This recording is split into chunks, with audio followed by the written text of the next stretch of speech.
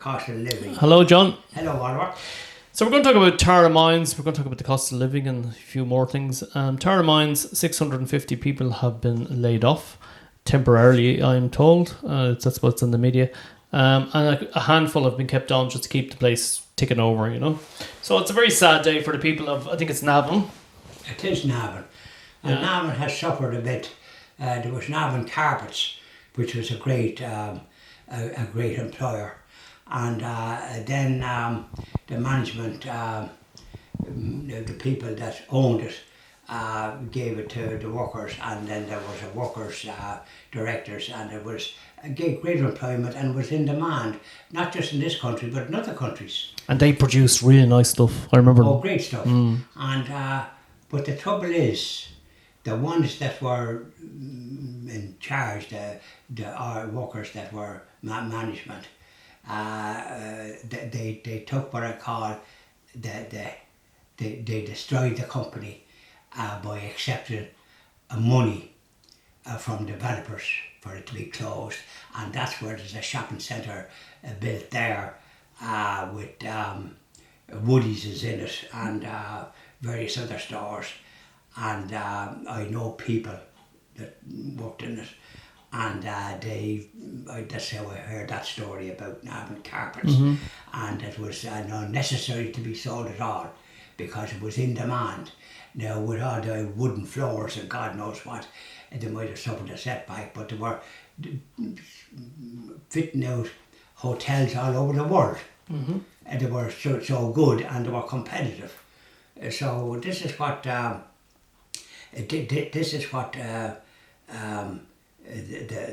business of Tara Mines, and now that's another blow because a lot of people in Meath would be working there. Now it says a temporary layoff, and I just wonder, has the green agenda, not just in this country, is that behind it in some way?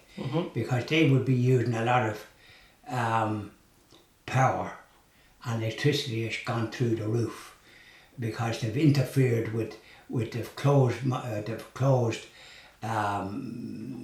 generation stations that were using what they call fossil fuels, as if there was something odd about fossil fuels. They're the cheapest and the most environment friendly, according to a lot of people. That's coal and oil.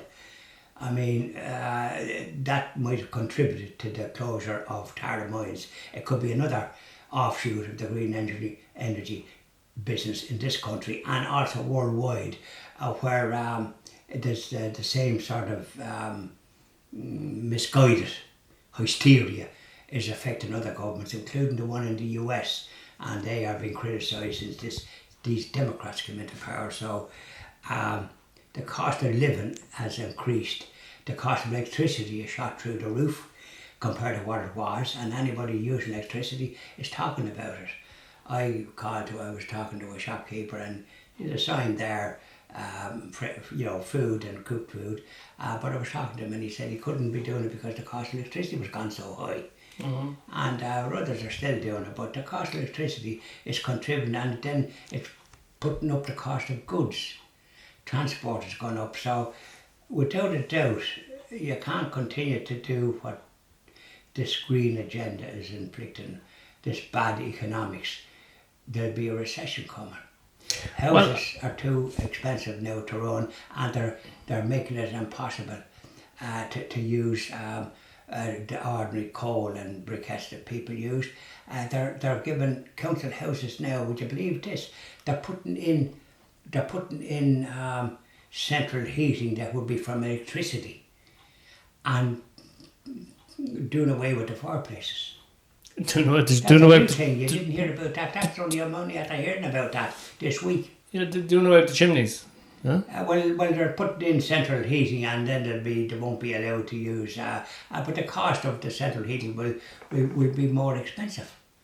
So are you saying that the central heating is going to be electric? Correct. And we've already got a big strain on the grid from the data centres. That's right. Wow. All these computer companies. And the policy this government is pursuing is contradictory. Contradictory. There was an article came in there about a couple of days ago, and it says that Ireland is technically in a recession because there was an unexpected 4.6% fall in GDP, and that was in the Irish Examiner. Okay, so we're in a technical recession. Well, So maybe you can see more of this. I don't know. It's a bit scary, you know. Of course it is, and but I think I can certainly see it from past experience for what they're doing. I think governments contributed to the recession, the one that we had in was it 2008 when banks were throwing money at people because they were getting from the EU without any strings attached. But then there was strings attached. Before they only gave loans to people when deposits exceeded what they were given as loans to people. So then when they were getting, and in the EU was another responsible for this, they were getting money at no interest rate practically from all these places in the EU. And it contributed to the collapse. Houses collapsed in price and there was a recession in 2008. And we've had recessions in this country, kind of like what they have in Britain, stop go, because of the policies they pursue. And to pursuing policies this past few years, since the Green Party came into power, and Fine Gael and Labour coalition with Enda Kenny and Gilmore contributed to that as well, with what their policies were.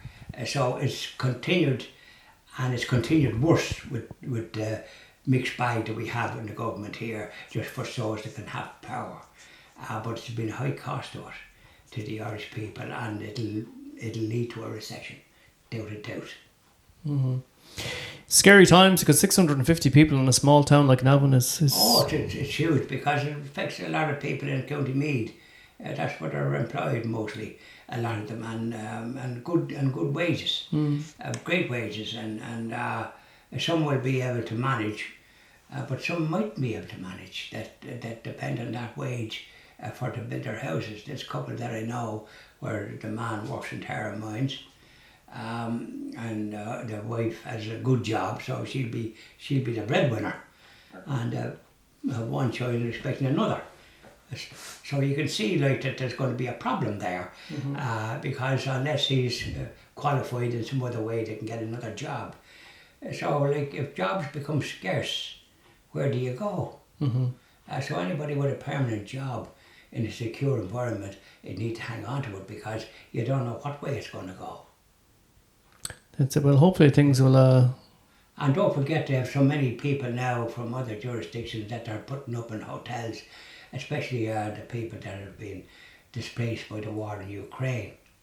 Many countries have in place, and I think we have 95,000 of them here.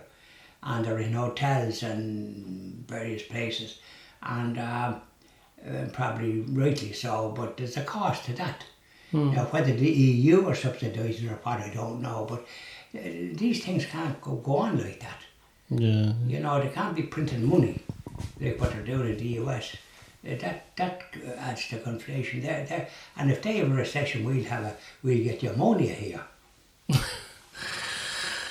Shamala. That was the icing on the cake. Thank you very much. I'd like to be positive, but You like to be positive? Well, but I'm afraid we have to look at reality. Yeah. And once I see what this crowd is doing, we've decried it over the years. It's not just today or yesterday. We've decried about the deserted towns and villages because of the policies they pursued. They'll have to wake up they will indeed. from their slumber. Thank you very much, John. Thank you very much, Oliver.